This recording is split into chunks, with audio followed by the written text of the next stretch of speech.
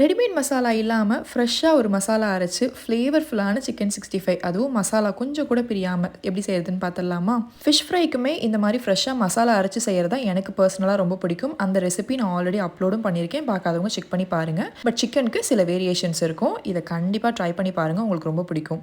மசாலா அரைக்கிறதுக்காக ஒரு மிக்சர் ஜாரில் 10 சின்ன வெங்காயம், 10 பல்லளவுக்கு பூண்டு, 2-3 துண்டு இஞ்சி, 1/2 டீஸ்பூன் சோம்பு, 1/2 டீஸ்பூன் ஜீரகம், 1 டீஸ்பூன் மிளகு, உங்கள் காரத்துக்கு ஏற்ற அளவுக்கு வரமிளகா, கலருக்கு காஷ்மீரி சில்லி 1 டீஸ்பூன், கொஞ்சமாக கருவேப்பிலை, 4-5 ஸ்டாண்ட் அளவுக்கு கொத்தமல்லி, ஒரு முழு லெமன், தேவையான அளவுக்கு உப்பு, ஒரு பச்சை மிளகா. இதை நல்லா ஃபைனாக அரைச்சிக்கோங்க, தண்ணி சேர்க்காதீங்க.